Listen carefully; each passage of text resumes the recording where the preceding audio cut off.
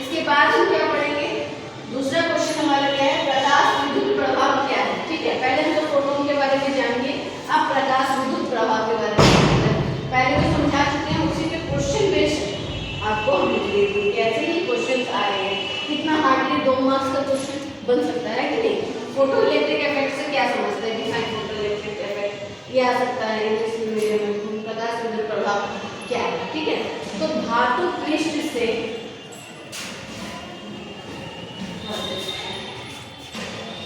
मान लीजिए कि एक मेटल सरफेस है, ठीक है, तो धातु पृष्ठ से प्रकाश के आपतन के कारण इलेक्ट्रॉन के उत्सर्जन की घटना को प्रकाश विद्युत प्रभाव कहा जाता है। ठीक है, सरफेस कोई भी मेटल है, एटम्स से बना हुआ है, एटम्स इलेक्ट्रॉन्स न्यूट्रॉन प्रोटॉन लिए हुए हैं।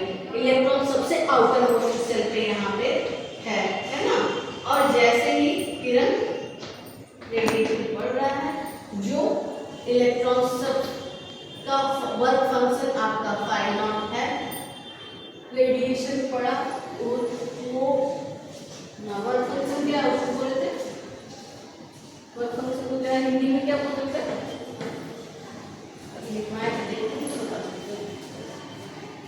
ठीक है। वर्क फंक्शन फाई नॉट है उसको, जिसके कारण क्या होता है कि जैसे ही उसको एक थ्रेशोल्ड फ्रीक्वेंसी न्यू मिलती है, इसको हिंदी में वैल्यू फ्रीक्वेंसी कहते हैं, थ्रेशोल्ड फ्रीक्वेंसी न्यू मिली, ये इलेक्ट्रॉन इजेक्ट हो जाता है, जंप हो जाता है इस सरफेस से, ये जंप हो जाएगा, मतलब कूद पड़ेगा, आगे बढ़ जाएगा। तो इसी फेनोमेना को क्या कहते हैं, फोटो इलेक्ट्रिक इफेक्ट कहते हैं। इसी फेनोमेना को क्या कहते हैं, फोटो इलेक्ट्रिक इफेक्ट कहते हैं। ठीक है, हाँ, कार्य फलन याद आया मुझे, वर्क फंक्शन कार्य फलन। ठीक है, थोड़ा सा इंग्लिश वाला टर्म्स ज्यादा याद होता है, तो जिस भी इलेक्ट्रॉन का कार्य फलन है और क्या कहते हैं उस पर थ्रेशोल्ड फ्रीक्वेंसी बढ़ रही है, थ्रेशोल्ड फ्रीक्वेंसी के कारण वो क्या होता है, उस सरफेस को, इस सतह को से इंजेक्ट हो जाता है। ठीक है, तो धातु पृष्ठ से प्रकाश के आपतन के कारण इलेक्ट्रॉन के उत्सर्जन, ठीक है, उत्सर्जन की घटना को प्रकाश विद्युत प्रभाव कहते हैं, फोटो इलेक्ट्रिक प्रभाव कहते हैं। ठीक है, ये समझ में आया।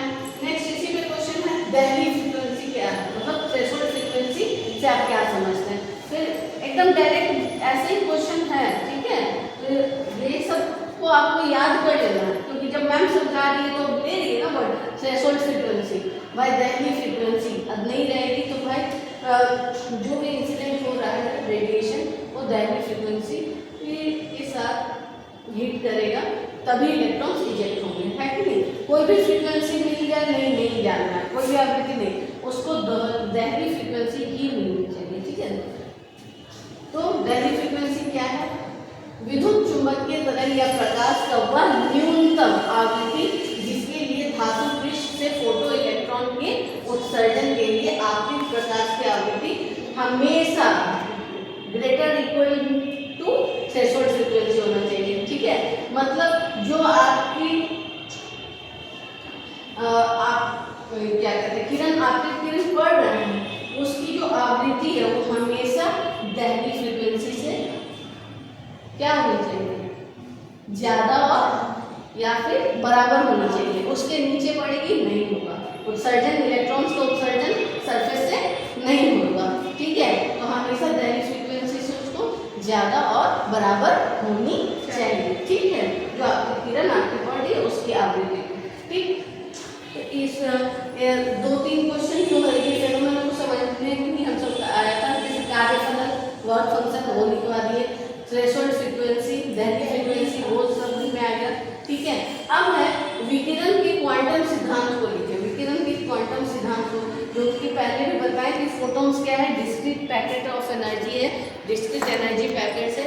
हाँ, उसको हम तोड़ नहीं सकते, बस वही सिद्धांत, उसी को प्रिंसिपल को यहाँ पे लिखा है। प्लैंक के क्वांटम सिद्धांत के अनुसार प्रकाश ऊर्जा के छोटे छोटे बंडल है। ठीक है, अभी हम बोले ना इंग्लिश में तो वही चीज है, डिस्क्रीट एनर्जी पैकेट्स हैं। ठीक है, डिस्क्रीट एनर्जी पैकेट्स हैं, तो छोटे छोटे बंडलों के रूप में चलता है, जिन्हें फोटोन कहते हैं। ठीक है, इसका एनर्जी क्या होती है, प्लैंक्स ने दिया था E बराबर h न्यू, E बराबर h न्यू। एच क्या है हमारा प्लैंक कांस्टेंट है और न्यू क्या है हमारी फ्रीक्वेंसी है, ठीक है। कहीं पे न्यू नॉट भी होगा तो वो थ्रेशोल्ड फ्रीक्वेंसी है, ठीक, ये एनर्जी है। तो यहाँ पे 2-3 वर्ड्स एकदम इस फेनोमेना तुम देख लो। इफ अगर हिंदी में बोलते हैं तो प्रकाश विभव प्रभाव में कार्यफलन जरूरी है, ठीक है, एकदम याद कर लेना। कार्यफलन किसे कहते हैं, क्यों जरूरी है। फिर दिल्ली फ्रीक्वेंसी, ठीक है, दिल्ली फ्रीक्वेंसी रहेगी नहीं, इलेक्ट्रॉन्स बाहर निकलेंगे नहीं, ठीक। उसके बाद फोटोन का क्वांटम प्रिंसिपल, ठीक है ना, क्वांटम सिद्धांत, ठीक, ये हो गया। और फोटो इलेक्ट्रिक इफेक्ट खुद में ही क्या है, फोटॉन्स के गुण भी, फोटॉन्स के 2-3 गुण भी। तो अभी फिलहाल जो भी टॉपिक हम पढ़ाए जिसको हम क्वेश्चन वाइज तुमको सॉल्व करवा दिए, इससे नहीं भी तो कोई नहीं कोई एक क्वेश्चन तो जरूरी एग्जाम में लड़ सकता है, और छोटे छोटे क्वेश्चन के रूप में आपको पढ़ा है तो ये याद भी हो जाना चाहिए। तो कल का आपको होमवर्क भी है ये कि आप याद करके आइएगा, ठीक है।